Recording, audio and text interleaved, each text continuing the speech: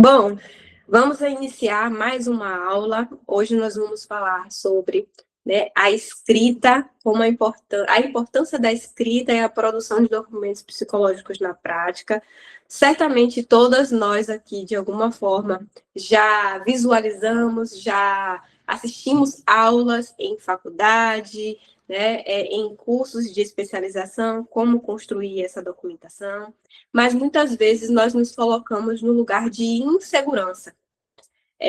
Muitas vezes estamos inseguras na hora de produzir esses documentos ou acabamos que protelamos a construção de raciocínio clínico justamente por conta desses registros psicológicos que muitas vezes eles ficam a desejar. Então, se você tem um bom registro, se você consegue construir um bom registro associado ao que você pensa sobre o caso que você atende, fica mais fácil de você produzir os documentos, certo? Esses documentos, eles são necessários, eles são, assim, essenciais para que você possa, futuramente, caso você necessite, produzir qualquer outros documentos, que a gente vai falar aqui de uma forma pincelada em alguns, mas a gente vai aprofundar especificamente hoje em dois, que são os registros psicológicos e como escrever a evolução dos prontuários de forma adequada. Isso, se você tem um bom registro, se você tem um bom prontuário, na hora de você escrever um relatório, você vai escrever o seu relatório rapidinho. Vai ser mais fácil de você escrever seu relatório, tá? E alguns outros documentos também, tá bom? Então, eu vou colocar aqui para vocês. Para a Cleana, que não me conhece, Cleana, eu vou me apresentar para você, tá? Eu me chamo Mirela, eu sou psicóloga. Eu tenho, atualmente, 11 anos aí de psicologia clínica, faço os atendimentos durante esse período aí já de 11 anos, um pouquinho mais, porque eu comecei a fazer os atendimentos desde o 7º semestre da graduação, então, provavelmente aí eu devo completar quase 12 de atendimento, mas enquanto psicóloga mesmo, já tenho 11 anos de psicologia clínica, também sou a pessoa que ama mediar grupos, amo esse trabalho com grupos, já trabalhei durante muitos anos com grupo. Hoje, esse momento aqui com vocês também envolve esse processo de mediação de grupo, que é algo que eu amo muito fazer, e sou aquela que também faço, amo a comunicação, então eu gosto de ensinar, eu gosto de palestrar, eu gosto de falar sobre os assuntos que me interessam e que eu sei que podem agregar na vida das pessoas. Cada uma que está aqui, são psicólogas, terapeutas que estão aqui com o objetivo também de fazer trocas. Então, aqui não é um espaço exclusivo de saber, onde eu coloco para vocês tudo que eu sei e isso fica aí jogado, vomitado, como dizem, né? Não, pelo contrário, é um lugar, é um espaço de produção também. As meninas trocam muitas informações umas com as outras, e é um lugar de produção de saber, mas uma produção de saber consciente. Não é só olhar para a teoria, é olhar para a teoria e olhar como que isso pode ser aplicado na prática, como que isso pode ser produzido na prática. É tirar o medo, tirar esse medo, muitas vezes, que nós, de alguma forma geral, possuímos de nos posicionar quando nós precisamos realizar algum tipo de prática e nos posicionarmos com segurança. A ideia aqui é gerar, através da produção de conhecimento, e sustentar, uma clínica mais possível, uma clínica mais saudável, de forma com que vocês não tenham necessidade de se preocupar tanto com algumas coisas que são mais práticas do dia a dia, fazem parte da psicologia e também da psicoterapia de uma forma geral, tá? Tem muito aqui que eu vou trazer, vai estar relacionado à resolução da psicologia, mas isso pode ser associado, a Karen, que trabalha também como acompanhante terapêutico, ela pode e precisa saber disso, porque ela trabalha com outras profissionais, e certamente a Cleana também deve trabalhar com outras profissionais, né? Um trabalho multidisciplinar. Então, vocês precisam saber como construir isso de forma ética, cuidadosa, tá? E profissional. Então, vamos ao mapa, sem mais delongas, vamos ao mapa. Vocês estão visualizando aí o mapa? Maravilha. Para mim aqui aparece. Para mim aqui aparece. Bom, gente, qual que é o nosso objetivo central da aula de hoje? O nosso objetivo central da aula de hoje é compreender que a escrita profissional é uma escrita que demanda conhecimento, né? Ou seja, nós não temos como fazer uma boa escrita se nós não lemos, se nós não temos uma prática comum de fazer leituras, se nós não temos uma prática comum de ampliar o nosso vocabulário. Se o meu vocabulário ele não é rico, ele não e eu falo um vocabulário rico, gente, não é um vocabulário cheio de termos técnicos que ninguém entende. É um vocabulário que está associado à sua profissão, que faça com que você esteja ali de forma profissional e que consiga, né, que as pessoas consigam entender o que você está falando, ao mesmo tempo, né, uma linguagem fluida.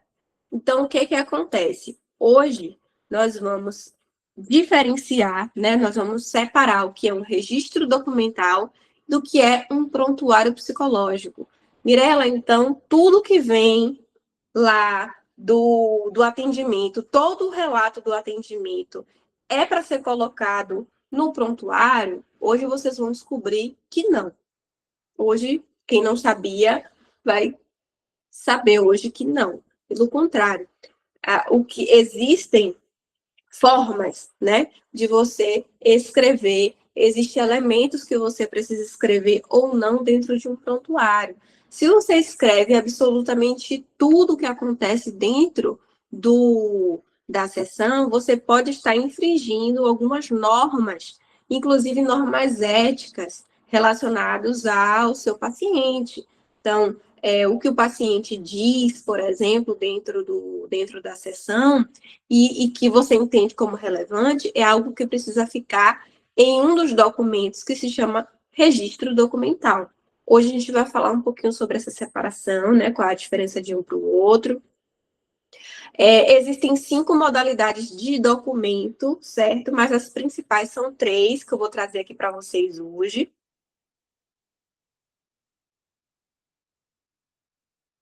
E aí vou falar para vocês quais são as finalidades e vou mostrar qual é a diferença de um para o outro. Vou mostrar para vocês também hoje a diferença, né, de como unir princípios de ética, técnica e linguagem profissional dentro de um único documento. Então, uma escrita de forma que vocês sintam e percebam que é possível vocês escreverem sem infringir nenhuma norma. E vou falar um pouquinho também sobre a segurança desses documentos, né? Entender as normas de assinatura digital. Quem usa assinatura digital aqui nos documentos? Tem alguém que usa? Aline, quem mais usa?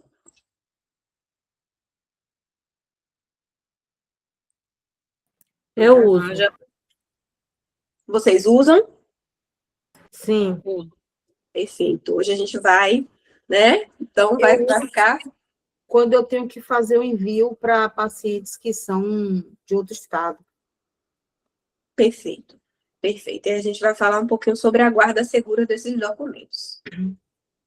Bom, toda a nossa aula de hoje ela está baseada na resolução 6/2019 e o manual também, né? O manual que foi disponibilizado pelo nosso CRP, certo? Quem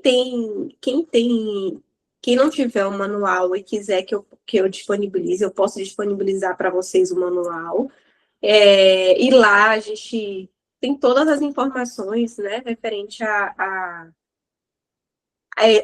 essa produção de conteúdo, que é o manual orientativo, né, gente, de registro e de elaboração, que é esse aqui que eu estou mostrando para vocês. E aí, a gente volta aqui para o nosso mapa, e aí eu quero mostrar para vocês o seguinte. Eu quero mostrar para vocês que existem 3 modalidades principais de documentos psicológicos que a gente precisa dominar, ou a gente precisa saber, pelo menos, a diferença de um para o outro, certo? A gente precisa saber a diferença de relatório psicológico, laudo psicológico, parecer psicológico. Vocês têm ideia de qual que é a diferença de um para o outro?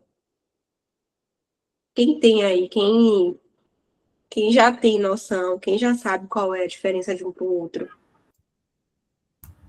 Eu acho que o parecer, eu acho não, né? O parecer, eu penso que ele seja mais complexo, ele é mais completo também. Ele requer mais uma atenção um pouco maior. Eu faço mais, quando eu faço documentos, eu faço mais aquela questão da declaração de atendimento, que o paciente está sendo atendido. Eu não faço laudo, eu só faço relatório psicológico. Eu não faço nem o laudo e nem o parecer psicológico ainda, né? Uhum. Tem alguém aqui que emite parecer, que emite laudo?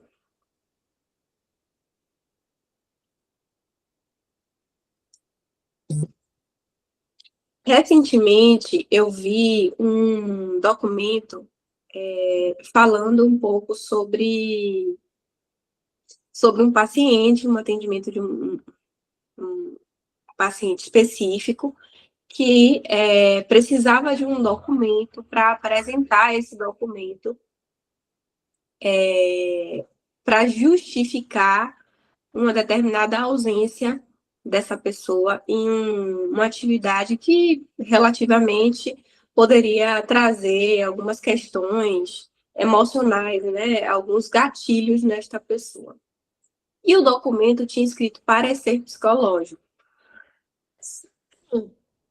Só que parecer psicológico ele é bem específico. É algo muito específico e muito detalhado, inclusive. Eu vou mostrar aqui para vocês a diferença. Num relatório psicológico, né, o foco do relatório ele é descrever, narrar, né, quais foram as intervenções e qual é a evolução desse paciente. A origem, ela geralmente é proveniente de psicoterapia, que é o que a maioria faz, certo? Não precisa apontar um diagnóstico específico, né? Não tem como foco a produção de um diagnóstico resultante de uma avaliação formal, ou seja, uma avaliação que tem início, meio e fim. E você pode ou não colocar referências, ou seja, para ficar mais rico, o ideal é que você referencie. O que é uma referência, Mirella, que você possa pontuar aqui, geralmente, o que é que eu utilizo para referenciar? Eu utilizo o DSM-5, né, para embasar o que eu estou falando. Eu posso utilizar também alguns termos técnicos associados às teorias que eu utilizo para realizar os meus atendimentos. Então, por que que eu realizo determinada intervenção? Por que que eu pontuo que há esse tipo de sintoma no paciente, eu observo determinado tipo de comportamento, que são apresentados ali no relatório, certo? Então, o relatório em si é para descrever de forma narrativa, mas essa narrativa que consta aqui da intervenção e da evolução, Mirella, é uma narrativa ipsiliteris do atendimento? Você vai falar exatamente o que aconteceu no atendimento? Não. Não, você não vai escrever exatamente o que aconteceu no atendimento. Eu já vi alguns documentos de profissionais, de colegas, escrevendo exatamente o que acontecia nos atendimentos. E isso a gente acaba quebrando uma das normas que é essencial e necessária, que é o sigilo das informações do paciente. Ah, Mirella, mas foi o paciente que me pediu o relatório. Certo, mas ele pode pegar esse documento e acabar disponibilizando esse documento para alguma outra pessoa, quebrar esse sigilo, da informação. E aí, quem vai estar exposto nesse processo? Você, enquanto profissional. Você, enquanto profissional, vai estar exposta, né? Você vai estar exposta considerando o que você pontuou lá no relatório. Então, um relatório bem escrito é um relatório em que você consegue unir as informações. Lembra daquelas informações lá da formulação de caso que a gente falou? Percepção, a percepção do paciente, né? Como foi que o paciente chegou, quais são as demandas principais que o paciente apresenta, quais são os sinais, os sintomas que ele apresenta. Então, são dados e informações que você vai colhendo ao longo do processo, certo? Como que funciona o laudo? Para que serve o laudo? O laudo ele tem como foco a conclusão, né, de uma avaliação psicológica sistemática. Então, você, enquanto profissional, iniciou uma avaliação, né, e aí eu posso inclusive associar para uma avaliação psicopedagógica também. Pode estar associado a esse tipo de documento, tá? Então, você fez uma avaliação, início, meio e fim, e você teve uma conclusão. A finalidade é subsidiar decisões com base em fenômenos psicológicos investigados. Exemplo, eu estou trazendo um exemplo bem. Vamos supor que uma criança apresenta um tipo de comportamento em sala de aula e a avaliação psicológica indicou que a criança tem TOD. E aí você faz um laudo, você fez a avaliação da criança completa, aí você faz um material, escreve nesse material de acordo com todas as informações, né? Diagnóstico, prognóstico, a hipótese que você construiu ali no processo de raciocínio clínico que você construiu a partir dos atendimentos e da aplicação dos testes. É só a partir das sessões que você pode construir um laudo psicológico? Sim ou não? Sim ou não, gente? Não, né? Não. Não. O laudo, ele é algo mais completo, ele exige que você aplique ferramentas, que inclusive são ferramentas únicas da profissão de psicólogo, certo? E essas referências, ou seja, o que você utilizou para construir esse laudo, são obrigatórios. Você precisa colocar tudo que você utilizou, todas as ferramentas que você utilizou, todo o material que você utilizou para construir esse laudo, você precisa colocar lá. Tudo que você precisou usar. Quais foram os materiais que você usou, qual foi o resultado que deu, como foi que deu esse resultado, você precisa colocar lá. Para poder escrever e ter a sua conclusão ali no laudo. E, por fim, aqui, o parecer, ele tem como foco uma resposta, né, de uma questão, problema ou um documento questionado. Então, vamos supor que dentro de uma INSS, vamos lá, INSS. Vamos supor que o INSS, ele está avaliando a possibilidade ou não de aposentar uma pessoa.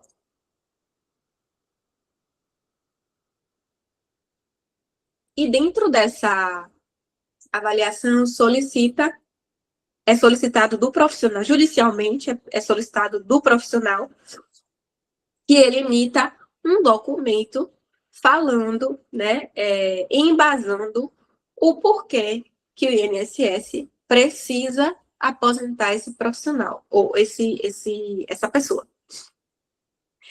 Ou seja, é um documento técnico, né, que você vai escrever.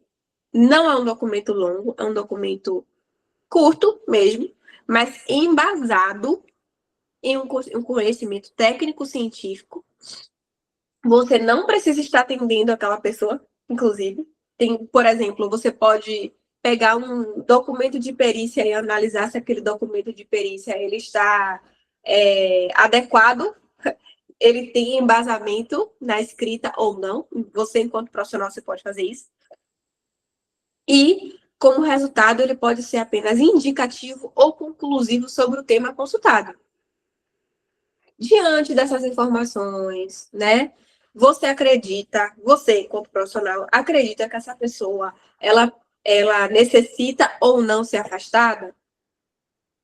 É algo curto, é objetivo. Vocês conseguem perceber isso? Que é algo curto e objetivo?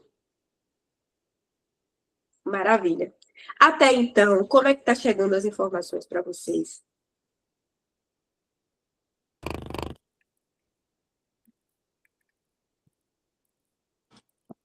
Tá ok?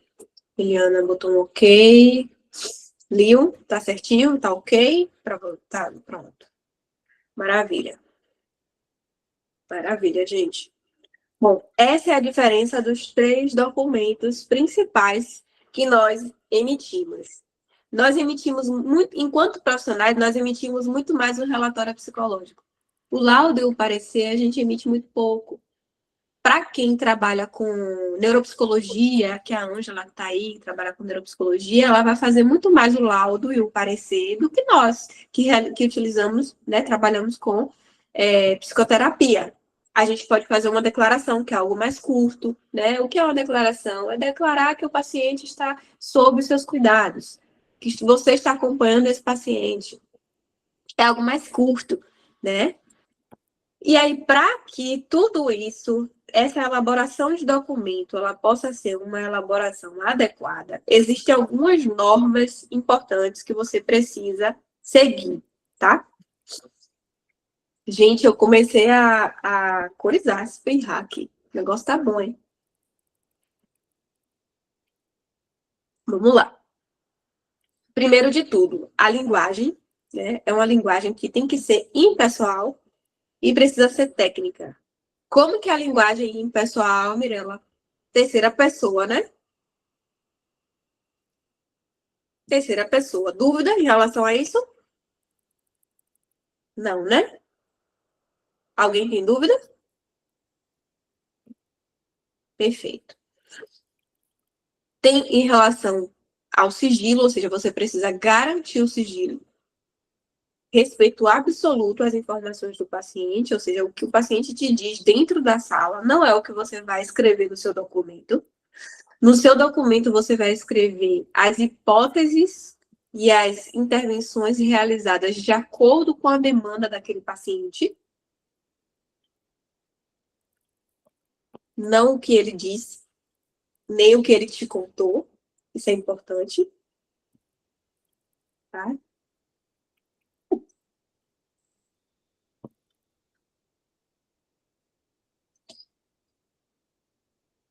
A devolutiva, né, na hora da devolutiva, ela geralmente é obrigatória para entrega desses relatórios e desses laudos. Como assim, Mirella? A devolutiva ela é obrigatória? Vou explicar. Seu paciente pediu um relatório. Você emitiu o relatório. Esse relatório você emitiu de forma física e você vai entregar para o seu paciente. Quando você for entregar ao seu paciente ele precisa assinar um termo de recebimento que precise ficar com você. Esse termo de recebimento, você precisa ficar com esse termo junto com uma via do relatório que você escreveu. Nunca você vai entregar um documento para o seu paciente sem uma garantia que você entregou aquele relatório para aquela pessoa, certo? Isso pode implicar questões judiciais, inclusive. Então, é importante, sempre que você for entregar um relatório, que você receba a assinatura do seu paciente, confirmando que ele recebeu. E, por fim, a questão da guarda desses documentos, tá? A guarda do documento, ele exige, né, que seja guardado por 5 anos. Tanto físico quanto virtual. Esse documento ele precisa ser guardado por 5 anos. Para quem trabalha com crianças, é diferente. Para quem trabalha com crianças, essa contagem ela começa quando a criança completa 18 anos.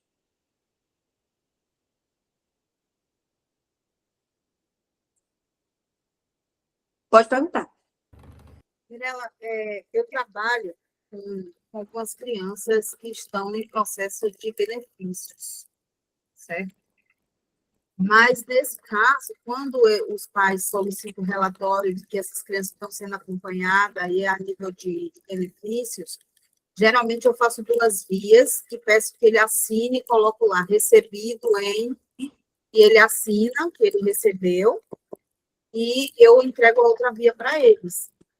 Como você falou agora nessa questão de criança, né? Só passa a contar a partir desses 18 anos, eu peço esses documentos dos pais, os laudos, os relatórios, eu faço em cima do que ele já me traz de outros profissionais, tipo, foi apresentado um relatório neurológico sobre isso, isso e isso, eu coloco tudo lá no meu relatório, de que aquilo que está indo, não fui eu que falei que a criança tem. Eu sempre estou colocando que está sob hipótese investigativa, né, mas que já tem sido apresentado de outros profissionais, como psiquiatra, o que tiver acompanhando a criança além de mim, outros profissionais, outros especialistas, e sempre eu faço essa colocação no relatório. Pode fazer isso, no caso, né? Pode. Você pode apresentar, explicar, né? Colocar que você já recebeu essas informações previamente, certo? E Certo. aí você pode colocar no seu relatório o seu posicionamento acerca da hipótese diagnóstica dos outros profissionais. Que a ideia aqui não é você replicar o que o profissional disse. A ideia é que você possa, de acordo com a sua avaliação, dentro do que ocorre dentro das sessões, dizer o que essa criança apresenta em atendimento. Os sinais, né? Os sintomas que você identifica dentro dos atendimentos. E aí você pode dizer se corrobora com a hipótese diagnóstica ou não. Aí, no caso, quando você fala dos 18 anos, em que sentido? É guardar esse material só a partir daí? Ou Não, a contagem. Vamos supor que você guardou seu relatório, sua criança tem 7 anos. Os 5 anos de guarda começa a contar a partir do momento que essa criança completa 18. Então, você vai guardar, vamos supor que a criança tem 10 mais anos. do que 5 anos? Vamos supor que ela tem 10 anos. Aí você vai pegar, vai contar 5 mais 8 para poder. 8 é a idade, né? Que falta, o tempo que falta para ela completar 18. Isso, e aí você pega e soma, e aí você guarda. O ideal é que você guarde durante esse tempo. Então, por isso que eu sou a favor dos documentos virtuais. Eu hoje trabalho muito mais com documentos virtuais do que documentos físicos. Eu tenho alguns ainda, óbvio, que comecei com o físico. Então, eu tenho pacientes antigos que estão guardados. E tem alguns pacientes que preferem realmente receber o documento físico. Então, tem guardado. Certo? Até aí, tá tranquilinho? Então, vamos lá. E aí, eu vou entrar aqui em dois pontos que eu acho que são importantes. Certo? Que é a tecnologia, a assinatura digital. Todo mundo aqui utiliza. Qual é o método que vocês utilizam para assinatura desses documentos? Eu uso o Gov, geralmente. Geralmente não, sempre. Eu acho mais seguro. Uhum. Todos usam o Gov?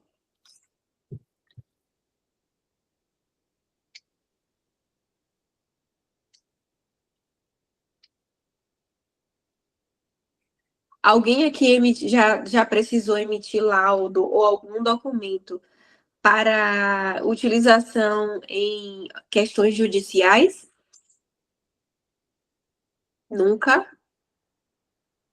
Pronto. Se vocês precisarem emitir algum documento para utilização que foi solicitado por questões judiciais, o Gov não serve. Vocês vão precisar fazer um registro, certo? Em uma das autorizadas, em uma das empresas de assinatura digital autorizada, que tem espalhada por todo o Brasil, para fazer um registro e uma assinatura digital eletrônica, com todas as informações de vocês. Esses documentos, quando eles são assinados de forma digital, eles só têm validade também de forma digital. Certo? Então, não tem como utilizar esses documentos. Por exemplo, vou dar um exemplo para vocês. Vocês assinaram de forma digital, imprimiu e entregou. Serve? Vale? Não. Não vale. Não vale. Só vale se vocês entregarem tanto de forma digital, ou seja, vocês podem encaminhar por e-mail para essas pessoas. E aí, a confirmação de recebimento é o recebido por e-mail do seu paciente.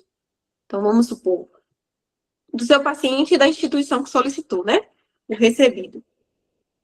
E aí você pode imprimir esse e-mail ou colocar em PDF esse e-mail e anexar junto com o documento e guardar. Mas se você pegar esse documento e imprimir e entregar para o seu paciente, ele não vale mais. Documento físico para ser encaminhado, entregue para o seu paciente, tem que ser assinado manualmente e carimbado. A última folha e as folhas anteriores, o que você faz?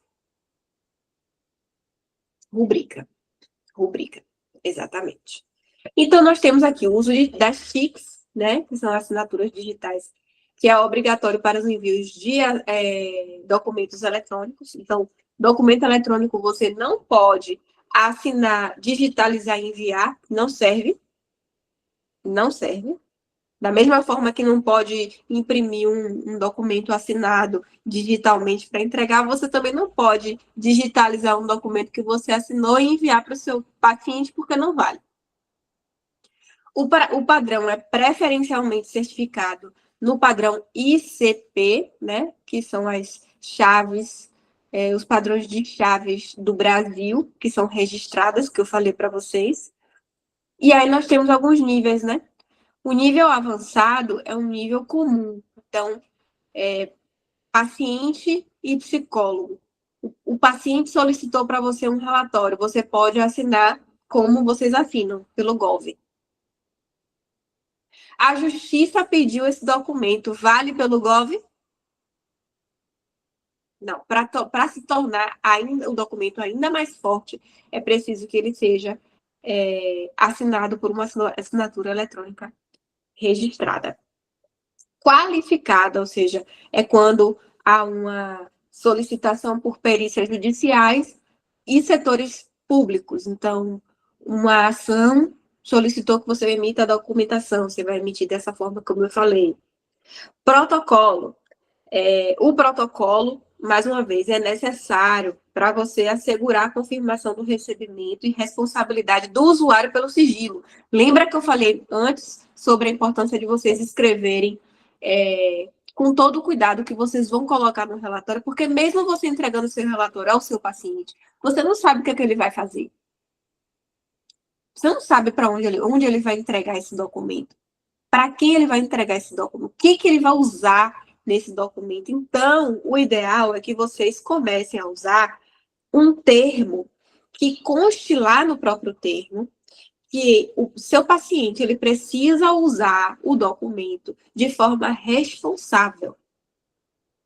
E que ele, de forma que ele garanta o sigilo das informações que constam ali naquele documento. Então, o sigilo, ele não é só você que garante esse sigilo, né?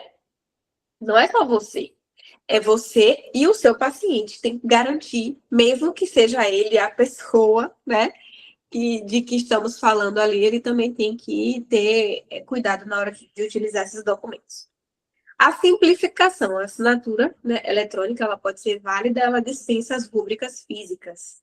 Então, se a última folha está assinada eletronicamente, as demais não precisam estar assinadas também, certinho? Pode falar, Ângela.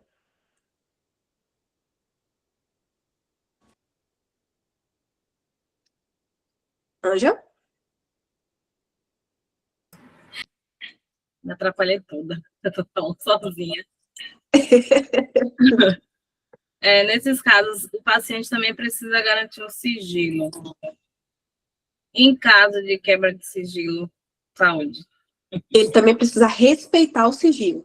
Quem Tá. precisa garantir é você. Se ele não respeitar, é justiça comum? Se ele não respeitar, ele assinou um termo, né? Se responsabilizando. Sim, se ele não se responsabilizar, se é na justiça comum, tem que estar com a assessoria jurídica em dia. Porque nós não respeitar, e quando o paciente não respeita o que é dialogado, o que é assinado, né, em consultório, como é que a gente faz? Veja bem, se ele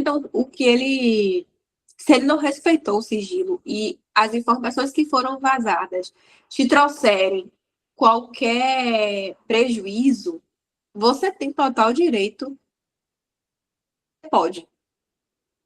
Assim como o paciente, ele tem direito de exigir juridicamente de você uma postura profissional adequada, você também precisa solicitar uma postura adequada do seu paciente.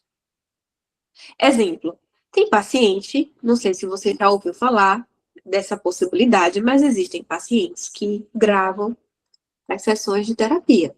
Vocês já souberam disso? Vocês já viram isso falar? Pois é, tem paciente que grava. Se ele utilizar a sua imagem de forma inadequada, você tem total direito de exigir desse paciente, juridicamente, o que ele vazou. É por isso que é importante as informações que ele vazou. Por isso que é super importante que quando vocês façam um documento lá no iniciozinho da terapia, que vocês constroem um contrato com o seu paciente, que conste lá uma cláusula falando sobre a importância de garantir o sigilo das informações, inclusive os seus. Eu não sei se você já ouviu, se você já viu a Virgínia divulgando uma conversa que ela teve com a psicóloga da filha dela. Vocês já viram isso?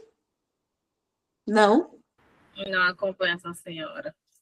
Então, eu também não acompanho, não. Eu não acompanho esses influenciadores, não acompanho, não. Eu também não acompanho, não. Mas eu acompanho muitos colegas de profissão. Então, eles produzem muito conteúdo associado a informações relacionadas à nossa prática clínica, né? E muitos colegas nossos estavam indignados em perceber que essa pessoa, ela printou várias conversas de WhatsApp associadas a intervenções que a psicóloga realizou na filha e que essa profissional partilhou, né, resumos referente a esses atendimentos via WhatsApp com a Virgínia, né? E aí, o que acontece? Quem vocês acham que errou nesse caso? Quais são os erros que vocês acham que houveram aí? Eu acredito que o primeiro erro vem do próprio profissional, certo? Porque a partir do momento que você está ali, seu atendimento, e permite bater papo depois disso, pelo WhatsApp, falando coisas sérias sobre o comportamento da criança, ou seja, de quem for, o profissional em si ele já está quebrando esse sigilo. Ela não tem o conhecimento que o profissional tem sobre isso. Ela sabe que tem que ter o sigilo, mas ela não está a par do Conselho Regional de Psicologia, ela não está a par do Conselho Federal, ela não está a par do Conselho, né, do que é passado para a gente como profissional. Eu acho que o profissional em si ele tem que ter esse cuidado e não esperar isso de terceiros. Alguém mais tem algum outro posicionamento? Não, eu penso igual. E essa devolutiva com relação ao atendimento do menor tem que ser feita em consultório, né? Tem que marcar um momento, não ser feito pelo WhatsApp. Então, o profissional errou, pecou e assumiu o erro. E realmente a pessoa, né, a Virgínia, ou quem quer que seja, não tem o conhecimento técnico que a gente tem com relação ao sigilo profissional. E talvez não tenha ficado claro no contrato que as informações não deveriam ter sido vazadas. Ou ficou claro e ela achou por bem divulgar. Exatamente. Exatamente. É por isso que nós precisamos ter total domínio de como a gente vai proceder com os nossos pacientes, porque é preciso tomar esses cuidados. Nos atendimentos online, nós temos uma série de questões, né? Nos atendimentos online, nós não sabemos, por exemplo, se o paciente que nós estamos atendendo está realmente sozinho ou não, né? Não sabemos. Então, mais um motivo para a gente pedir ao nosso paciente que ele utilize pelo menos um fone de ouvido. A gente pode até. Nós estamos utilizando ali da confiança de que o paciente está de boa fé, entrando no processo de atendimento e respeitando as normas que foram estabelecidas no primeiro momento. Mas a gente não pode ter certeza, garantir que esse paciente ele não está sendo negligente em relação a isso. Quem não pode ser negligente em relação a isso somos nós. Se eu estou fazendo um atendimento, eu preciso estar em um ambiente fechado, porta fechada. Eu costumo brincar com os meus pacientes e eu digo que os únicos que podem ouvir são os meus filhos. Os meus filhos, eles nunca vão dizer nada, gente, porque eles miam. Nem falar, eles falam. Então, tá tudo certo. De vez em quando eles passam pela câmera, né, gente? De vez em quando eles passam pela câmera, levantam o rabinho assim, passa pela câmera assim, ó, eu existo, né? De vez em quando eles fazem isso. E até brinco, mas fora isso, a gente precisa estabelecer um ambiente de segurança para os nossos pacientes. Se o nosso paciente não faz isso por ele mesmo, eles têm mais sigilo do que alguns profissionais. Exatamente. Minha Liz já é formada, ela já é uma coterapeuta, porque ela fica assim, presente praticamente em todos os atendimentos. Ela é isso, né? Eu vou dar a voz a ele e depois vou dar a voz a Karen, que as duas levantaram as mãos aí. A minha questão é Um pouquinho. sobre os pacientes que mal têm o atendimento, 2 dias. Eu vou dar um relatório que foi pedido para poder eu conseguir o benefício do meu filho, ou então porque eu tenho que entrar com aposentadoria no INSS. Eu estou dizendo isso porque o que mais tem aparecido para mim são pessoas que só vai lá um dia e quer um relatório de atendimento. Então, eu só vim ver com vocês se é mais prudente. Eu coloquei assim, se o paciente não tem pelo menos tanto tempo de atendimento comigo, ou algumas sessões, eu não faço a liberação do relatório. É correto minha parte? O que vocês acham, gente? O que vocês acham? Para mim faz um pouco de sentido, porque tu não tem um período prévio ali que tu consiga, tipo, por exemplo, atendi um dia, como é que tu vai fazer um parecer de um dia? Não sei, para mim faz sentido. Os demais. Olha, eu acredito. Pode falar, Ângela. Eu fico preocupada com pessoas que procuram profissionais para emitir relatório, para conseguir algum tipo de benefício e querem essa celeridade no processo. Eu acho que realmente está correto. Ter um tempo mínimo até para perceber qual é o objetivo da pessoa no processo terapêutico, se é tratar as questões pessoais ou se é somente receber um laudo relatório para entrar com o processo de algum benefício.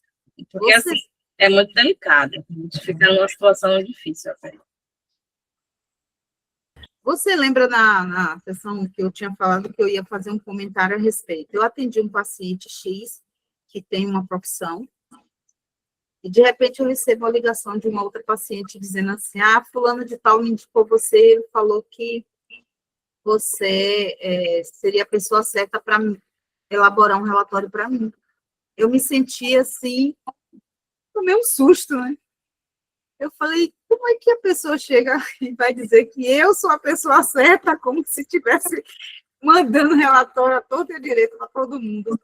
Então, isso me deixou assim até em alerta com relação a essas questões de envio de documentação. Então, eu falei para ela o seguinte, expliquei a situação para ela, falei que se essa pessoa falou dessa forma, com certeza não me conhece direito, porque dentro da situação profissional que eu estou hoje, eu primeiro teria que ter alguns atendimentos com essa pessoa antes de estar emitindo esses relatórios, para poder eu saber exatamente qual é a intenção dessa pessoa, para que ela quer esse relatório. Ah, é porque eu estou com uma ação jurídica, tal, digo sim, mas eu preciso te conhecer, eu preciso saber quem é você. Eu preciso algum tempo. Para quando é esse relatório? É para X mês, pronto. Então, vamos fazer sua terapiazinha durante esse período, para a gente poder saber o que é que eu vou colocar no seu relatório. Porque eu não vou assumir um compromisso dizendo que você está em atendimento comigo e você está sofrendo por isso e aquilo outro, sendo que eu não sei qual é a real situação dessa pessoa. Então, eu só queria passar isso para vocês, o que aconteceu comigo, para que também não venha acontecer com os demais colegas, né? Pode falar, Karen. Depois a Liu fala que traz as contribuições dela. Não, a minha questão era sobre, por exemplo, feedbacks, tá? Principalmente para quem atende crianças, assim. Ah, sei lá, a mãe quer saber como é que foi a terapia, por exemplo. Isso é possível de dar, isso ainda está ok ou não. Teria que ser, no caso, não, vamos marcar um horário para a gente conversar e falar a respeito desses momentos, tipo, como foi esse mês, sei lá. Eu vou pontuar como eu acredito que seja o ideal para ser feito, tá? Na minha concepção, o ideal a ser feito é esse feedback ele precisa ser feito na frente da criança. Não. Na minha concepção, Sim. o feedback ele precisa ser feito na frente da criança ou na autorização da criança. Olha, eu vou falar com a sua mãe, tá? Você me permite eu conversar um pouco com a sua mãe sobre o seu atendimento? Você precisa pedir permissão. É um ser humano. Ó, posso conversar um pouco com sua mãe sobre os nossos atendimentos? Não se preocupe que eu não vou abrir nada sobre o que a gente vem conversando até aqui. Isso. Eu faço assim. Tudo bem para você? Posso conversar com a sua mãe? Ah, não. Então podemos conversar na sua frente? Eu posso chamar sua mãe aqui para a gente conversar um pouquinho? Sabe por quê, gente? Não é porque é criança que a gente vai tirar a voz da criança. A menos que seja algo muito sério, muito grave. Se é grave, se é sério, ok, a gente vai chamar um responsável, um pai, uma mãe, um responsável, e conversar sobre aquela criança, obviamente. Mas quando a gente fala para um pai, uma mãe, tudo que acontece dentro de uma sessão, nós estamos quebrando confiança. Acabou. No dia que a gente falar tudo sobre o que acontece dentro da sessão, a criança vai começar a mascarar. Então, na minha concepção, eu penso que o ideal é você conversar com a criança. Olha, eu vou conversar um pouco com sua mãe, tá? Mas não se preocupe. Aquilo que a gente conversou, eu não vou contar para sua mãe, pode ficar tranquila. Aí Certo. chama... Não, eu questionei porque justamente né, tu fica sempre horrorizada com as coisas que eu acabo fazendo e fazendo não, acabo aprendendo por conta de outros profissionais. Mas, assim, sempre foi, tem outra supervisora, né, enfim, para quem não sabe, assim, e ela incentiva, no caso que a gente fale, os pais, inclusive, tipo, em grupos, tipo, por exemplo, assim, criou um grupo com a família. Aí ela fala, não, vocês têm que passar o feedback, tipo, de como é que foi a sessão no grupo, não nem pessoalmente. Por isso que eu trouxe a questão de, tipo, tá, mas daí, enfim, como é que procede? Meu posicionamento, você tem que levar o feedback, sim, porque é uma criança, não é uma pessoa maior de idade. Mas você precisa comunicar que você vai passar o feedback para os pais. Você precisa sinalizar. É uma criança, mas é um ser humano, certo? Eu acho de um absurdo você ter conversa paralela, você conversar com com sua criança, que você está lá atendendo, tá? É meu posicionamento. E depois você chegar para os pais e contar tudo o que aconteceu dentro da sessão. Quando você faz isso, você pode ter certeza, a criança não é boba. Criança não é boba. A criança começa a mascarar o atendimento. Ela começa a fingir. Não é fingir porque ela quer fingir. Ela está escondendo algumas informações porque ela sabe que você vai passar para os pais. Então, o seu trabalho vai ficar meia boca. Você vai fazer o trabalho, mas você não vai conseguir aprofundar.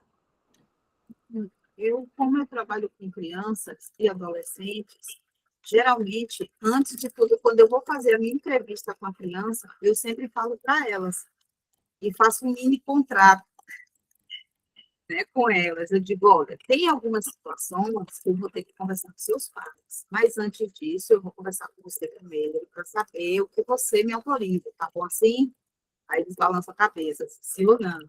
Antes de tudo, eu já faço um contrato com essa criança de que em algumas situações eu vou ter que falar. Porque às vezes acontece, eu tenho um paciente que está fazendo tal coisa com o irmãozinho, por exemplo, e os pais não estão sabendo disso. E isso é sério. Então, vamos supor que eles estejam enfiando coisas no ouvido do pequeno, no nariz. Os pais não estão sabendo disso, mas eu estou sabendo. Então, eu penso assim, se for em casos extremos, na hora do feedback, aí eu passo para os pais, não diretamente, olha, seu filho, Ana, fique de olho nas atitudes de fulano, quando estiver brincando com o irmão, porque em alguns momentos ele pode estar, né, querendo brincar dessa forma, assim, assim, assim. Você já reparou isso? Então, eu sempre pergunto para os pais se eles estão cientes de certas situações. Com a criança, eu já deixo avisada. E quando eu vou fazer o feedback para os pais, eu falo para eles na sessão antes, olha, na próxima sessão vai ser com seu pai ou sua mãe, certo? Algumas coisas eu vou estar contando para eles, porém, fique tranquilo, porque é aquilo que a gente conversou, eu não vou falar. Lembra do nosso contrato? Então, eu sempre lembro para ela que existe um contrato, tanto com adolescentes quanto com as crianças, eu faço a mesma coisa, que existe um contrato que está ali respaldando a situação, entendeu? Eu trabalho assim. Pois bem, eu penso dessa forma. Por que eu penso dessa forma? Porque a gente tem que entender que nós estamos trabalhando com autonomia. Se a gente está gerando autonomia na criança, não é que é uma autonomia, é uma autonomia moderada, avaliada, né? Ponderada. A criança não é totalmente dona de si, mas ela é um ser humano. Se ela é um ser humano, eu preciso tratá-la como tal. Eu preciso dizer, considerar isso a ela, mostrar isso para ela, que ela é um ser humano, que ela precisa, né, desse momento, desse espaço, que você precisa, e você precisa construir com ela o vínculo, senão você não vai construir vínculo com ela. Pelo contrário, você vai perder, como a Ângela colocou aqui, escrito, muito bem escrito, já perdeu a criança. Então, você até pode dizer algumas coisas, né? Principalmente coisas que envolvem as intervenções que você realiza. Então, olha, pai, olha, mãe, eu tenho utilizado os recursos X, Y, Z com a sua criança. O brincar, eu tenho usado muito o brincar com a sua criança. Esse processo de brincar tem me auxiliado a identificar o desenvolvimento motor da sua criança, o desenvolvimento cognitivo da sua criança. Eu tenho observado uma demanda, uma dificuldade em X, Y, Z da criança, mas o que ela verbaliza, as coisas que ela traz ali dentro, eu não sugiro. Eu não, sabe? Isso para mim é quebra de sigilo, isso para mim você já perdeu totalmente a ética do seu atendimento. certo? É isso. Eu sei, gente, que eu enfatizo demais as coisas, mas é porque realmente eu sou aquela que eu defendo a nossa profissão com unhas e dentes. Então, se eu estou vendo um negócio errado, eu não vou deixar meu colega fazer errado só porque alguém acha que tem que fazer errado. Enfim. Ossos do ofício. Liu, Ela bravíssima. Eu tenho que começar a trazer aqui as coisas que eu ouço. oh meu Deus. Liu, cadê você? Tô aqui. Ainda sobre a questão do relatório em sessões iniciais. Por exemplo, eu já tive uma experiência, eu não lembro exatamente qual foi o fim, a finalidade. Se eu não me engano, foi uma solicitação do trabalho, por conta de questões de ansiedade. E na primeira sessão, ele me solicitou. Eu acho que ele estava tendo muitas crises de ansiedade, algo assim, no trabalho, e estava resistente a iniciar a terapia. O trabalho fez essa solicitação, né? E pediu que ele comprovasse o que estava fazendo. E eu emiti. Eu pensei, fiquei na dúvida, eu já tinha uma opinião sobre isso, consultei 2 colegas e eu emiti. O que foi que eu coloquei? Que tal dia, fulano de tal, realizou a primeira sessão de terapia e, ao decorrer do texto, enfatizei a necessidade de continuidade no acompanhamento. Então, eu coloquei que era a primeira e enfatizei essa necessidade de continuidade.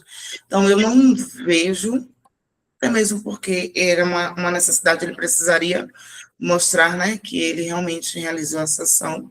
Eu fiz, ao mesmo tempo, eu enfatizei isso, e cabe à empresa também, se é de interesse dela ou não, fazer esse acompanhamento. Mas, ao mesmo tempo, eu me respaldei. Não, boa. Na verdade, esse documento que você criou, o ideal seria ou uma declaração ou um atestado. Nesse caso aí, não se Foi um trata de atestado, foi um atestado. pronto. É isso. Nesse caso, ou é um atestado ou é uma declaração. Declaro para devidos fins que o profissional, o senhor fulano, portador do CPF X, iniciou o seu processo psicoterápico na data X, realizando uma sessão, e a partir dos elementos identificados, foi percebida a necessidade de continuidade ao acompanhamento, dados os sintomas apresentados X, Y, Z. Ponto. Você diz da necessidade dele, é uma declaração. Relatório, não. Por que não? Porque um relatório, ele precisa de mais informações. Você precisa mostrar para a pessoa que está recebendo o processo de evolução desse paciente. O paciente só fez uma sessão. Qual que é a evolução desse paciente com uma única sessão? Não tem evolução. Percebe? Então, você pode emitir um documento informando que você está atendendo ele, mas tomar cuidado para você não emitir o tipo de relatório equivocado, até porque futuramente, se a pessoa que receber esse documento, né, quiser denunciar a gente no CRP, ele pode. A pessoa pode, olha, emitir um relatório de uma única sessão. Aí, o que é que vai acontecer? Geralmente acontece, tá? Geralmente acontece que a gente recebe uma advertência por emissão de documento errado ou por escrita equivocada no documento, fora das normas do nosso manual de elaboração de documentos. A gente geralmente é o que acontece, pelo menos quando acontece uma única denúncia, tá? Então, assim, a gente tem que saber qual é o documento certo que a gente vai emitir.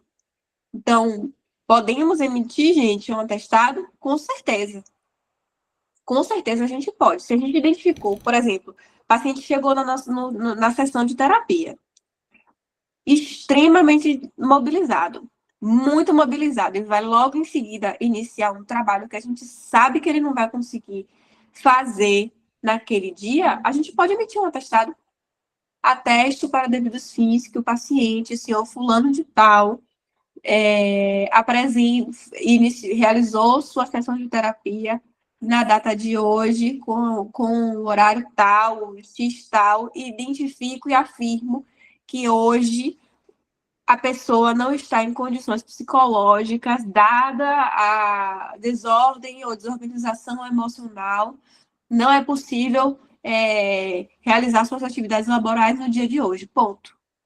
E aí você assina, carimba, imprime e entrega.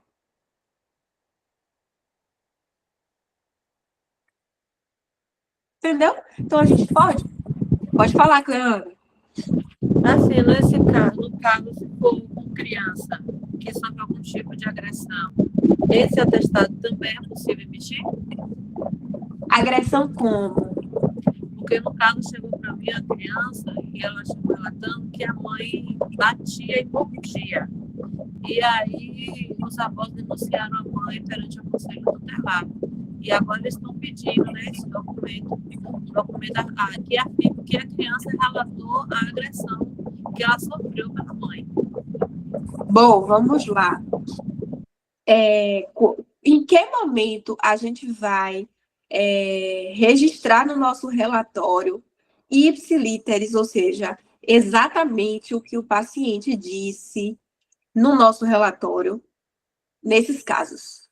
Em casos de violência, em casos de momentos, né, em que o paciente ele esteja sofrendo algum tipo de violência física, psicológica, verbal, sexual, em casos em que nós, enquanto profissionais, temos o dever, né, de colaborar com a resolução de questões relacionadas à infração dos direitos humanos da pessoa, da dignidade da pessoa humana. Então, neste caso, você pode registrar no seu relatório, né, que a criança relatou dentro das sessões que a genitora infligiu, né, enfim, tapas, o que foi que ela disse, né, exatamente o que ela disse. Que ela sofre agressões dessa mãe, tal, tal, tal, mas você precisa contextualizar. Você não vai jogar essa informação lá e pronto. Você vai explicar, ó, paciente fulana de tal, vem realizando acompanhamento psicopedagógico desde tal data até a presente data atual. Ela vem apresentando sintomas XYZ, comportamento XYZ, né, que indica, eu não posso dizer que é. Por que eu não posso dizer que é, Mirella? Porque o relatório não tem o objetivo de diagnosticar ninguém. E indica sintomas associados a.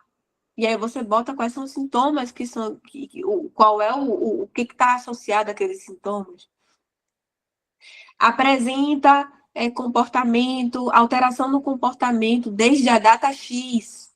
Que tipo de comportamento? Retração, isolamento, choro excessivo. Estou dando um exemplo, viu, gente? Eu não sei qual é o caso da Cleana, não. Choro excessivo, diante do contexto apresentado, em dados momentos, a paciente X, já informou ter sofrido agressão da genitora em tais e tais situações, informando que, aí você bota entre aspas, minha mãe me bateu, ou exatamente o que ela escreveu. E aí, entre parênteses, bota aquele SICzinho. O que é o SIC, gente? Quem lembra o que é SIC?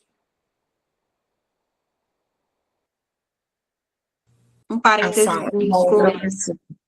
a fala idêntica do paciente. Exatamente aqui, ó, vou escrever até assim. É assim que a gente usa nos nossos documentos. A pessoa acabou de falar o que a pessoa escreveu, o que a pessoa disse, exatamente o que a pessoa disse, botam entre parênteses um SICzinho, que é para todo mundo entender que é o quê? Exatamente o que a pessoa disse. E aí você pode concluir informando o que você acha, né? Qual é a sua hipótese. Você não precisa colocar uma hipótese diagnóstica conclusiva, mas você pode dizer o que é que você percebe a respeito do caso. Então, assim, foi identificado que é necessário que a paciente continue com os acompanhamentos e seja acompanhado por um profissional de saúde, um profissional, um médico, psiquiatra, ou precisa de um acompanhamento associado ao trabalho que é feito, ele precisa de um acompanhamento psicológico, ele precisa de um acompanhamento médico. O que você acha que o paciente precisa? Se o paciente precisar. Se não precisar, você vai botar lá quais são as suas considerações. Liu. Eu fui olhar aqui, esse caso que eu mencionei foi a emissão de um atestado. Até mesmo para que, para o relatório, tem uns parâmetros que a gente precisa seguir, né? Que é a identificação, a descrição da Isso. demanda, procedimento, análise, conclusão. Então, eu emiti, foi um atestado, eu tinha dito um relatório, eu acho. Mas foi um atestado para esse caso que eu citei. E aí eu olhei aqui os relatórios que eu emiti, que tinha que seguir todo esse padrão, né? Perfeito. Exatamente. Exatamente. Bom, eu não vou aprofundar em modelos de documentos hoje. Hoje eu quis que vocês vissem qual é a diferença de cada documento, certo? Eu agora vou fazer o quê? Vou fazer um teste com vocês. Teste bem rapidinho aqui. Não vou nem colocar nenhum material, vou fazer o teste assim de boca mesmo. Para vocês me responderem qual tipo de documento que vocês acham que esse documento que precisa ser emitido, certo? Vamos supor que um paciente ele faz psicoterapia há 6 meses e ele solicita um documento, né, para apresentar ao seu psiquiatra, descrevendo como tem sido a evolução do tratamento e as principais temáticas trabalhadas. Qual é o tipo de documento?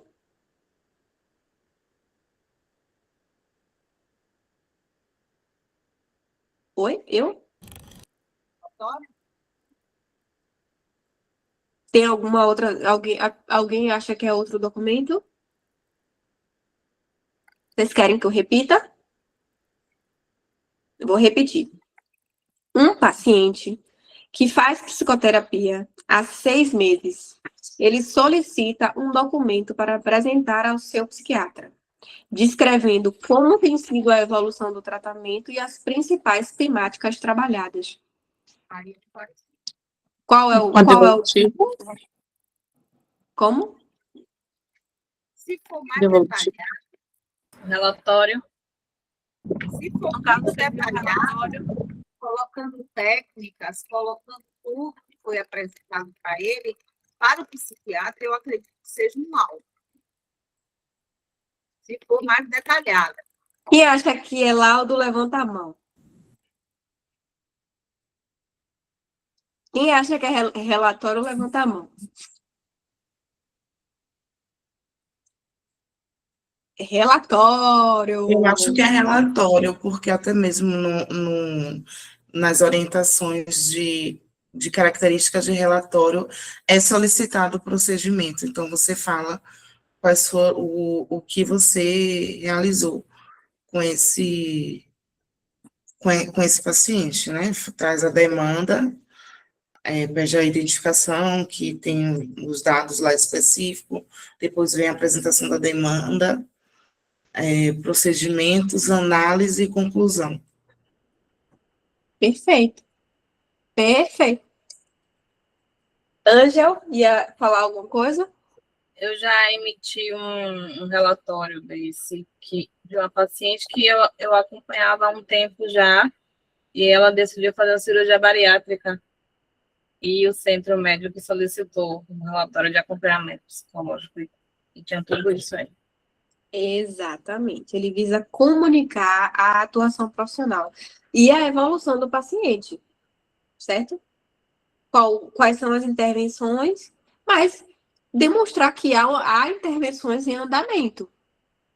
Ele não tem por objetivo dizer fechar um diagnóstico.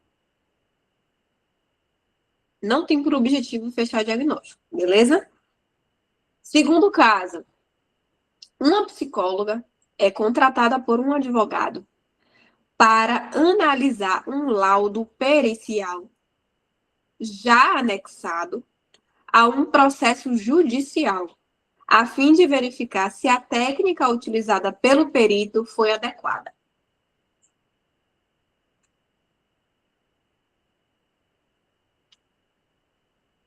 Quem acha que é outra coisa? Seria um parecer? Parecer? Alguém aqui acha que é laudo?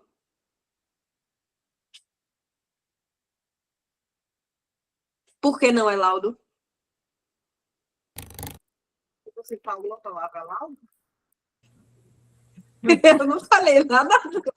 Ela não fez nenhum meio de avaliação psicológica. E ele teve acesso a um documento de um outro profissional. E a análise foi baseada nisso também.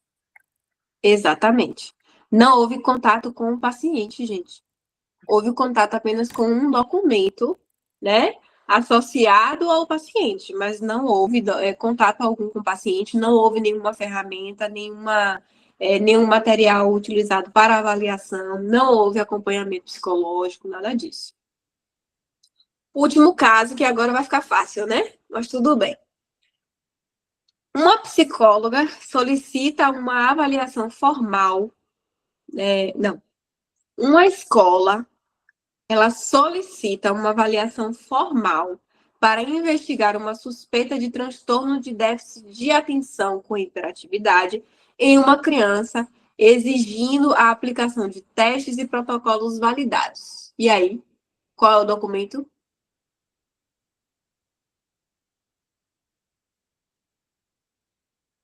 Por que não é relatório? Jusce, por que não é relatório?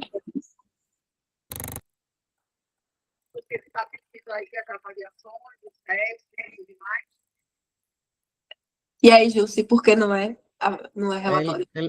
A Eliana respondeu aí. Hoje eu tô caladinha. Gente, ó, deixa eu dizer uma coisinha aqui para vocês. Nosso processo de aprendizado, eu sei que às vezes eu boto vocês para falarem bastante, né? Mas é porque nosso processo de aprendizado querem uma criança laudada. Então, né? Nosso processo de aprendizado, às vezes, perpassa também pelo falar, né? Pelo verbalizar. E eu sei que tá todo mundo aí, tem uns que ficam quietinhos e tal, mas é sempre bom a gente desenvolver, tá?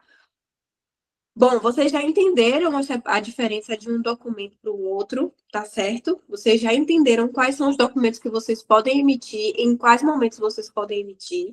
Ali eu trouxe uma contribuição excelente, que foi a questão de falar aqui um pouquinho sobre os atestados e a declaração, que a gente não entrou muito nessa questão da declaração e do atestado aqui, mas é válido para que vocês saibam que todas nós, enquanto profissionais, podemos emitir atestados. Mas, por fim, eu gostaria muito de pontuar aqui com vocês como fazer o registro de prontuário e como diferenciar isso de registro profissional, né? Os registros documentais. Gente, registro documental não é prontuário. Vocês sabem disso, que é diferente? Registro documental é uma coisa e prontuário é outra? Quem não sabe? Podem falar, tá tranquilo aqui. Estamos em casa. Lá na clínica, o prontuário é o documento que vem da recepção para minha mão, onde o paciente, e ali eu vou colocar só os detalhes. O outro tipo de documento é o meu atendimentos com ele. A evolução dele. A voz está distante. Entendi nada que você falou. E agora? Não? É Ficou porque... um pouco... E agora? Melhorou um pouquinho. Da própria vida. Olha só, lá na clínica, quando o paciente chega, que ele se apresenta, está ouvindo agora? Quando ele se apresenta lá na frente, vem para a minha mão o prontuário, que é os dados do paciente com o local tora, telefone, endereço, tá. Já o acompanhamento que eu faço com ele é uma coisa separada. É dentro dos atendimentos, as etapas, a data e alguns detalhes do que ocorreu naquela sessão.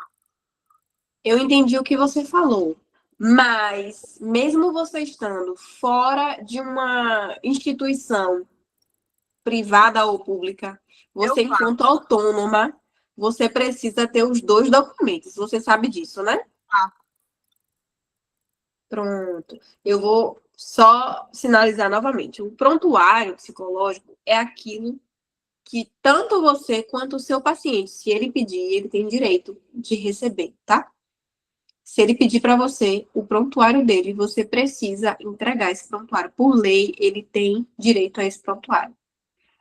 Já o registro documental são todas as documentações e os registros que surgem a partir do atendimento. Então, por exemplo, eu tenho o costume de fazer assim, quando eu faço os meus atendimentos, eu estou atendendo o paciente. Eu não gosto de anotar nada enquanto eu estou atendendo.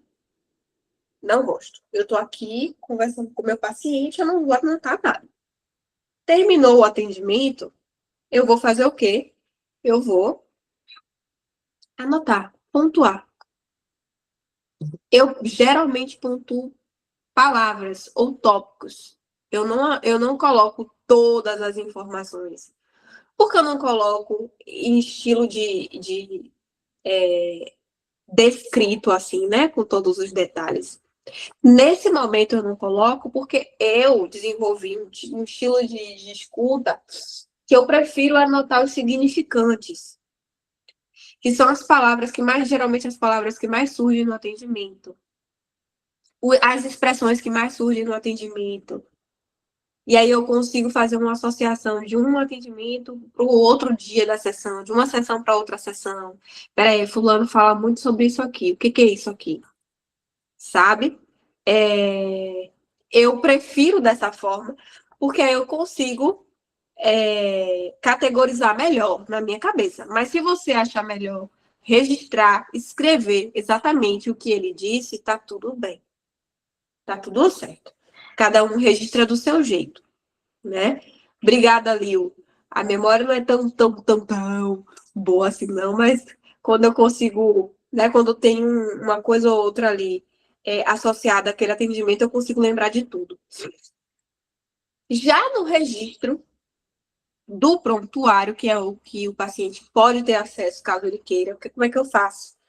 Eu anoto exatamente o que foi feito.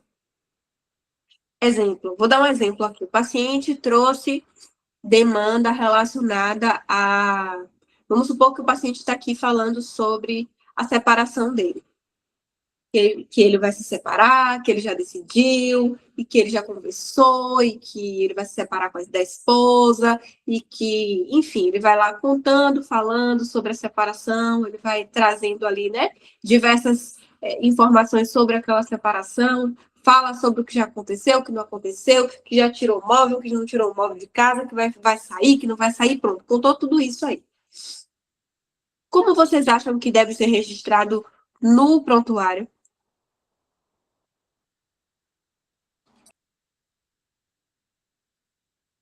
Quem pode?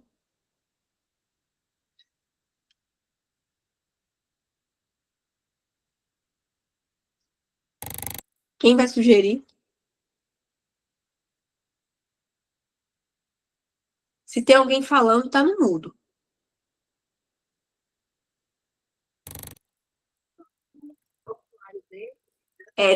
Teu áudio tá ruim, viu? O áudio de Eliana tá ruim. Eliana, olha, a participação de Eliana já tá chegando ao fim. Quem vai substituir Eliana agora? O áudio dela tá ruim.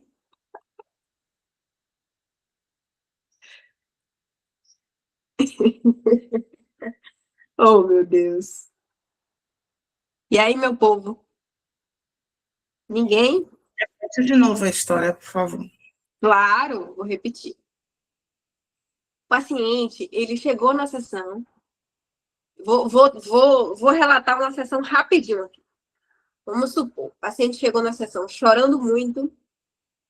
E aí chorou, depois de chorar bastante, né? Eu dei ali meu suporte, entreguei o lencinho, ele secou as lágrimas, e agora ele está falando um pouquinho sobre a separação. Ele então traz que ele decidiu realmente se separar da esposa, e ele já tinha conversado com ela, conversou com ela que ela concordou com a separação, e que é um caso fictício, viu, gente? E que com essa separação, com essa decisão, ele decidiu que ia deixar tudo para a esposa dentro de casa, que ele iria para o Airbnb, e que de lá do Airbnb ele ia decidir o que ele ia fazer da vida dele, se ele ia continuar morando em Salvador, se ele ia para um outro lugar.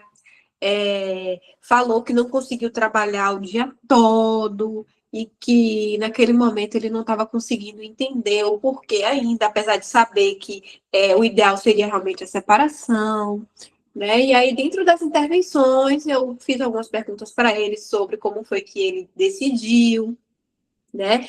E aí ele explica que a decisão ela foi tomada em conjunto e que os dois já estavam buscando um advogado para auxiliar nesse processo de separação.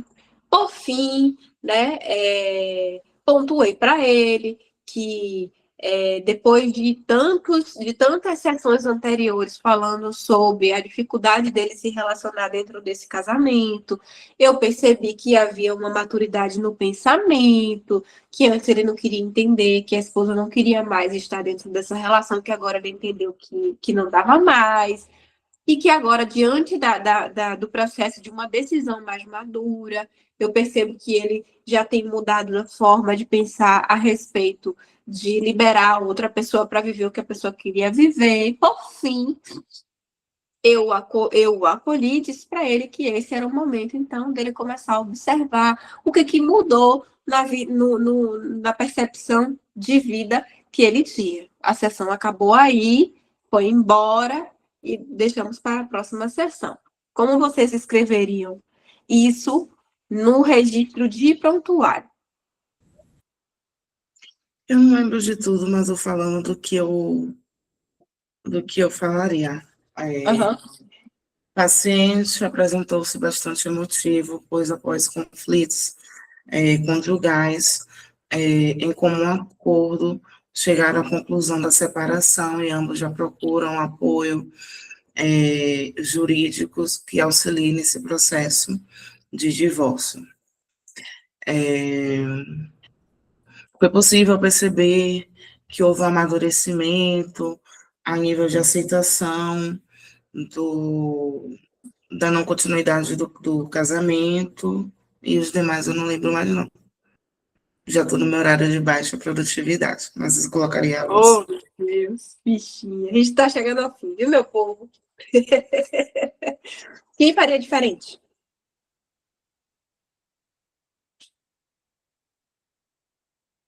Não? Ninguém faria diferente? Não? Tópicos? Pronto. Então, Lio, veja bem, tópicos a gente faz no nosso registro documental. No nosso prontuário, a gente tem que fazer uma escrita. Lembra que eu falei para vocês que existe, que é exigido do CRP que a gente faça um registro que seja fluido, que seja impessoal e que una, né, que a gente mantenha o sigilo das informações. Pronto, então, se é assim, como o prontuário é um documento, né, que pode ser entregue por lei, pode acontecer de ser entregue ao paciente, caso ele solicite, o que você precisa escrever no seu prontuário? Você precisa ter um texto corrido no prontuário, certo? Não pode ser tópicos, tem que ser um texto corrido. E nesse texto corrido, você precisa colocar quais foram as suas intervenções dentro da sessão e quais foram as suas percepções de evolução do processo. O que aconteceu, não necessariamente com detalhes, como o Liu trouxe. Então, como eu colocaria? A sessão discorreu acerca da decisão de separação conjugal, ponto. Foram aplicadas técnicas associadas a acolhimento e regulação emocional, dada a desregulação emocional do paciente. Certo? Eu colocaria isso. Ponto. Foi identificado progresso progresso na tomada de decisão e percepção cognitiva do paciente. Ponto. Acabou.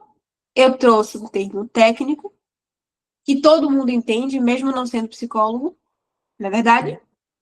Eu falei do que foi basicamente tratado na sessão, sem expor o paciente, sem expor como foi, o que aconteceu. Não trouxe nada relacionado a como foi que ele estava choroso, ele estava... Não, eu trouxe uma informação que havia uma desregulação emocional ali, e foi identificado a necessidade de intervir. Houve intervenção? Sim. Qual foi a intervenção que eu fiz? Acolhimento, escuta, não é isso? Acolhimento, escuta ativa, e logo em seguida a identificação da evolução cognitiva do paciente. É porque a gente que é psicanalista, Liu é junguiana, mas Liu tem a mesma perspectiva que a minha. A gente tem a gente tem muito dentro de nós a necessidade de escrever os relatos do paciente. Por quê? Para a gente conseguir identificar no discurso do paciente algumas demandas e algumas estruturas. Então, isso vai variar muito de abordagem para abordagem. Só que no prontuário, seja o mais objetivo possível. Inclusive, se você estiver trabalhando, qualquer uma de vocês, estiver trabalhando dentro de uma instituição que o prontuário ele é multidisciplinar, meu amor, seja mais objetivo ainda. Mais objetivo ainda, para não expor seu paciente. Já trabalhei em uma instituição em que muitos profissionais tinham acesso ao prontuário e eu era muito objetiva no que eu escrevia. As pessoas piravam com isso porque queria saber o que foi tratado dentro da sessão. Só que aí eu via que era pura curiosidade. Eu via que não se tratava de preocupação com a evolução do paciente. Era pura curiosidade. E aí, fulaninha, como é que tá? Tá bem. Tá evoluindo. Você não leu o prontuário, não? Lê o prontuário que você vai ver lá. Mas, assim, sou muito educada no meu posicionamento, mas eu não abro mão disso. Não abro mão de resguardar o meu paciente, porque ele precisa do meu resguardo mesmo. Sou chatinha com meus pacientes, viu, gente?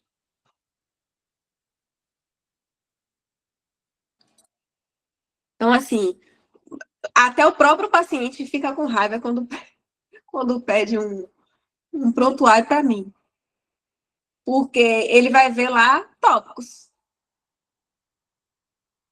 Exemplo, quando eu utilizo a hipnose clínica como um meio de acesso ao inconsciente, eu coloco lá, foi utilizado a técnica de visualização criativa associada à hipnose clínica para identificar elementos do inconsciente que não foi possível acessar em consciência vigília. Ponto.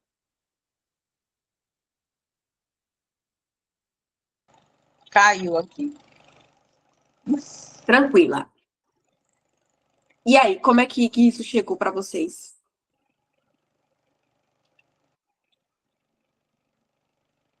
Muita informação, gente? Sim, não. Tá tudo ok, já tava tudo. Já tô expert nisso, acho que você não trouxe nada novo. Como é que tá isso aí, gente? Me falem. Para mim está sendo maravilhoso, tá? Porque eu estou aprendendo e perder o meu medo de atender, porque eu ainda não estou atendendo, porque eu tenho medo de atender, a verdade é essa. Entendi, senhora Cleanda. Então, se aproxime, se aproxime. Mais uma, né? Mais um recruta, mais uma recrutada. Gente, eu vou fazer o seguinte, eu observando tudo isso, né? Eu tenho observado muito colegas nossos muito inseguros em relação a muitos elementos associados à nossa prática de psicoterapeuta, certo? Psicólogos e psicoterapeutas, para que a gente possa aplicar de forma ética. E diante dessas inseguranças, eu pensei muito, eu vou abrir um espaço, esse espaço ao vivo, pode ter convidados, né? Esse espaço aqui, vocês podem convidar os colegas de vocês para a gente trabalhar esses assuntos aqui. Eu acho que essas informações elas precisam ser replicadas o máximo para colegas nossos serem cada vez mais éticos, profissionais, cuidadosos com os nossos queridos pacientes, né? Então eu vou abrir muito mesmo esse espaço aqui. Só que aí, só no ao vivo. A gravação eu vou disponibilizar apenas para o grupo de supervisão, né? Ah, Mirella, quero a gravação.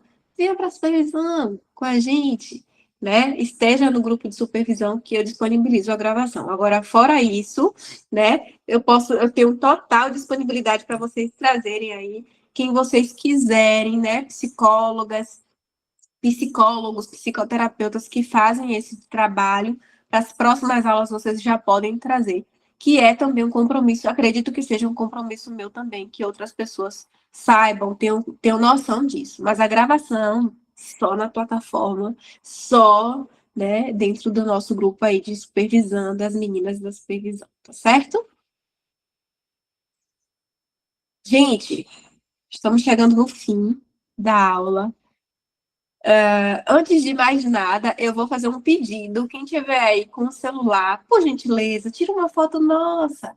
Posta lá no grupo, porque eu tô sem nada. Meu celular, eu tô usando o celular para minha imagem e estou usando o notebook para partilhar com vocês o material. Então, quem puder aí tirar, eu agradeço muito. Apareça, Cleana, para tirar foto.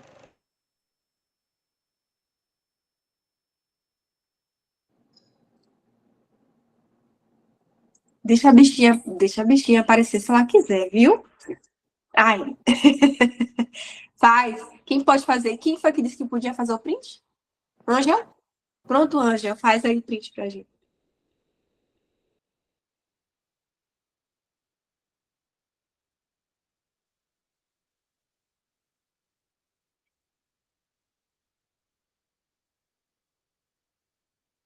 Foi?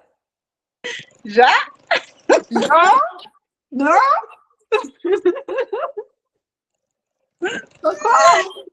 Que filho demorado é esse?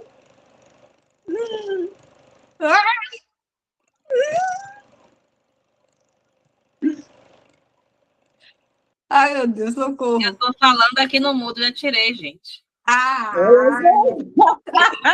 Falando no mudo. Deixa eu tirar uma foto também, rapidinho. Mão no queixo.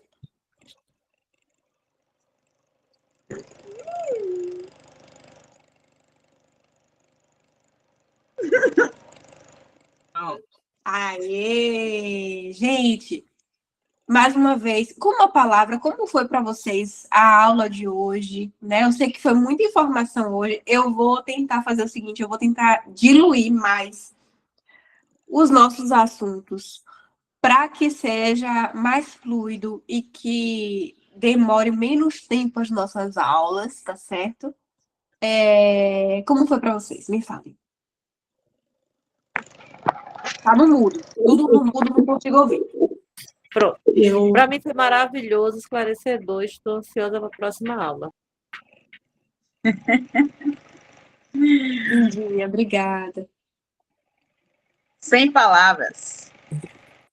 para mim foi muito incrível, porque revisitar esses assuntos da graduação, eu lembrei muito quando você perguntou a diferença, né, do relatório, laudo e parecer. E eu nem me lembrava da declaração e do atestado. E o quanto que a gente não vai fazendo, nós não vamos fazendo uso, e esses detalhes vão passando despercebido, né? Eu lembro que na época da graduação, a professora, eu tinha isso na ponta da língua, e com o tempo isso foi se perdendo ao longo desse período. E o quanto é importante esse conhecimento. E é isso. Obrigada, Lil. Ju, Eu posso negar que eu tinha muitas dúvidas a respeito sobre os documentos. E o modo como você ensina aqui fica tudo muito claro, muito fácil. Eu não sei se as meninas concordam com isso, porque hoje, de fato, eu entendi plenamente coisas que eu tinha dúvida por muitos anos, certo? E assim, eu sou suspeita para falar, né? Porque eu admiro muito o seu modo de ensinar. Eu acho que você ensina de um modo bem claro, e até quem não entende passa a entender, certo? Muito obrigada mais uma vez. gratidão, Ju, gratidão. Na verdade, gente, eu procuro facilitar ao máximo a linguagem, porque eu penso assim, a informação, ela não é para dificultar, ela é para facilitar. O processo, quando a gente está em uma aula, é para a gente aprender de forma objetiva e clara o que a gente está se dispondo a aprender ali, não para dificultar, né? Então, se eu puder facilitar o máximo para que a coisa fique mais mastigada possível, eu faço, porque assim, lá em 2015, 2014, se eu tivesse alguém que fizesse isso comigo, eu não tinha batido a cabeça como eu bati. Eu bati muito minha cabeça em muitas coisas. Eu tive vários problemas em relação a isso. Não no sentido de ser antiética ou algo assim, mas falta de conhecimento, né? Em vários aspectos. E hoje, eu acho que se eu tivesse essa oportunidade lá atrás, eu acho que eu teria avançado mais rápido do que eu avancei, né? Então, assim, os erros que eu cometi, eu não quero ver os meus colegas cometendo. Eu, pelo contrário, eu quero ver vocês preocupadas com outras coisas, preocupada com a agenda de vocês, preocupada em como preencher a agenda de vocês, não preocupada com questões de sanções administrativas de CRP. Não é isso, né? A ideia não é essa. A ideia é que vocês se sintam seguras o suficiente para vocês atuarem, né? O que eu mais vejo, eu estava conversando com a Ângela essa semana, ontem, ou foi hoje? Foi hoje? Foi hoje. Nós estávamos conversando sobre a agenda.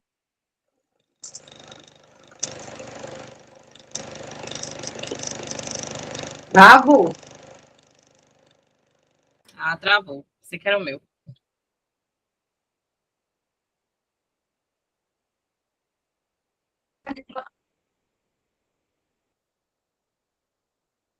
Oi, vocês estão ouvindo? Travou? Não? Nós estávamos falando da agenda ansiosa. O que é a agenda ansiosa, Mirella?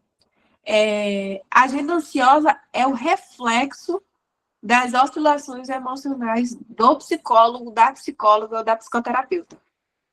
É quando essa agenda ela oscila entre muitos pacientes, poucos pacientes, vai todo mundo embora, daqui a pouco vem todo mundo de novo, depois vai todo mundo embora, associado ao quê? Ao emocional do profissional. Então, eu tenho desenvolvido um método que eu tenho buscado aplicar justamente para a gente aprender a lidar com isso. Aprender a lidar com a agenda, com as oscilações de entrada e saída dos pacientes, de modo que você consiga viver da psicologia clínica. né? Então, para isso você tem que se preocupar com outras coisas, não com a insegurança da produção de um documento psicológico. A preocupação se você está sendo uma boa profissional ou não dentro de uma sessão, se você está fazendo uma intervenção boa ou não. Isso não, sabe? Aí o paciente sai, aí você fica questionando, será que eu fiz um bom atendimento? Será que foi porque eu fiz alguma intervenção errada? Não, gente, eu não quero que vocês fiquem preocupadas com isso. Eu quero que vocês foquem. Obviamente que a gente vai fazer uma autoavaliação sempre, porque somos humanas, né? Podemos errar, é normal, mas que esse não seja o padrão. Pelo contrário, vocês possam, né, se posicionar de forma diferente. Alguém mais quer falar? Eu acho que ficou alguém sem falar. Quem foi? Karen? Eu posso falar? Não, assim, perdi muito aprendizado, porque realmente eu tenho contato com vários profissionais e aqui tem um déficit gigantesco de formas de lidar com o paciente. Normalmente, há muita gente fazendo coisas erradas, então é sempre importante da gente conseguir ter acesso à informação de uma forma mais correta e fidedigna, como deve ser.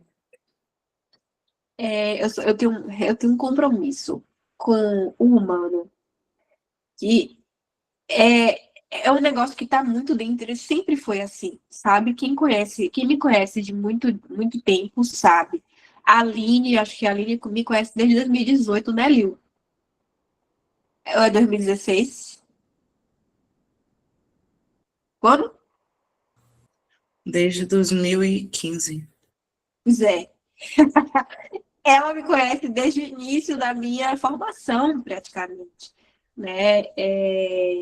E aí depois vieram as outras meninas, depois veio a Ângela, depois veio a Karen, depois veio a Eli e a Jússi. Então, vocês que me conhecem mais tempo sabem que eu tenho um compromisso com o humano, que assim, gente, deixei de trabalhar em organização, né?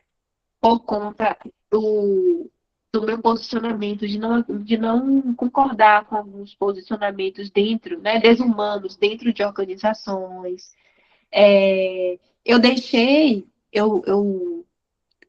de fazer parcerias com colegas que se posicionavam de forma antiética para angariar pacientes e clientes. Eu me dissociei de parcerias, me dissociei de trabalhos que provavelmente me trariam um ganho financeiro interessante no futuro. Por quê? Porque eu sou Caxias, eu acho que vidas, elas são o principal dentro do nosso trabalho. E o dinheiro é consequência. O dinheiro é para a gente sustentar os nossos desejos, as nossas necessidades, pagar os nossos boletos, que é super necessário, obviamente, mas não pode estar acima dos nossos valores, não pode estar acima da nossa ética, não pode estar acima da nossa prática. Tem muita gente que vende laudo. Tem muita gente que vende relatório. Tem muita gente ganhando horrores por laudos e relatórios fraudulentos. Então, quando uma pessoa chegar preocupada somente com o relatório, o que você faz? Vamos lá. Procura outro profissional. Ah, mas eu quero fazer terapia. Não, mas assim, minha agenda tá cheia. Sabe por quê? Porque essa pessoa não está preocupada em fazer terapia. Ela está fingindo de fazer terapia só para você emitir o relatório para ela. Ela não está preocupada com isso. Sabe? Ah, eu vou fazer terapia com você. Aí faz um mês, 4 sessões. No mês seguinte, a pessoa. Você entrega o relatório para ela, no mês seguinte ela nem aparece mais. Aí você fica se sentindo como usado, fica chateado. Aí o seu coração fica entristecido, você fica pirada com aquilo. Então, assim, não é melhor você ser honesta? Eu não emito relatório assim. Não emito relatório assim. Ah, mas eu quero fazer terapia. Não. Minha agenda tá cheia. Veja uma outra pessoa para poder fazer esse relatório para você. É melhor Você vai sair mais tranquila. Pode ter certeza disso. Ok, meninas? Vão dormir? Tá todo mundo cansado? Eu já tô começando a ficar toda congestionada, que eu não sei nem porquê.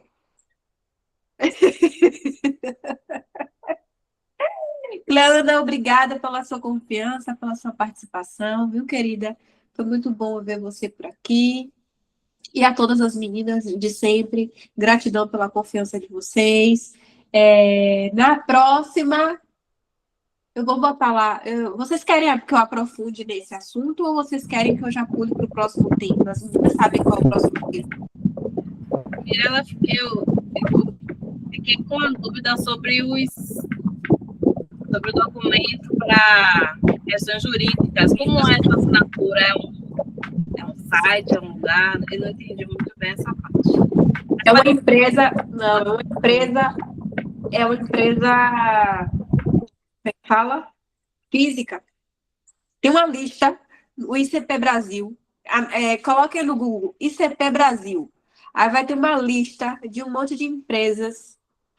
Ali na região da Tancredo Neves tem uma, que você vai entrar em contato, ligar, eles vão pedir para você seus documentos, obviamente que paga, e aí você vai emitir o registro. Eu não tenho registro. Por que eu não tenho registro? Porque nunca me foi solicitado nenhum documento em termos jurídicos.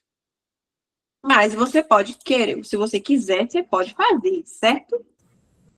Eu acho que eu tenho, e a Tancredo Neves, eu sei que eu tenho escritório virtual, mas eu acho que eu tenho assinatura também. A minha eu vou perguntar até a contadora, que eu acho que foi ela que organizou. E é justamente, acho que é esse da Tancredo Neves. Isso, esse aí da Tancredo Neves é o mais perto pra gente. Tem uma na Tancredo Neves, tem uma em Camaçari, aqui o pessoal de Salvador, Bahia, viu, gente? Rio Grande do Sul, eu já não sei. Aí vai ter que dar uma olhadinha, uma pesquisada no Google, tá? É como se fosse registro de firma?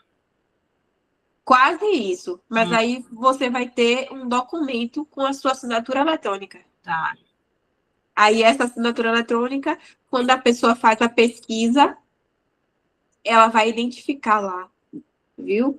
Um prazer foi nosso, Cleo. Deixa eu só confirmar aqui com vocês. A gente aprofunda nesse tema ou a gente vai para o próximo, que é pensar clinicamente. O que ninguém ensina sobre raciocínio clínico na prática. Bora lá. Escolha agora ou cale-se para sempre. Pode adiantar. Hã? Tô bugando, não tô nem mais ouvindo, não tô entendendo mais nada.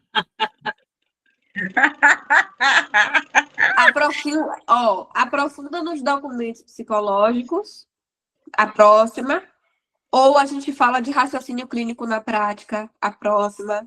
Raciocínio clínico na prática. Raciocínio clínico. Maravilha, maravilha. Então tá todo mundo tranquilinho com relação ao documento, né? Beijo. Beijo, querida. Me desculpa, eu dei tchau, peraí, eu queria precisar sair, eu não aguento, eu já estou caindo de sono. Vai lá. Um cheiro, boa noite, gente. Boa noite. Tchau, Mil. De administrar a cria. Beijo. Beijo.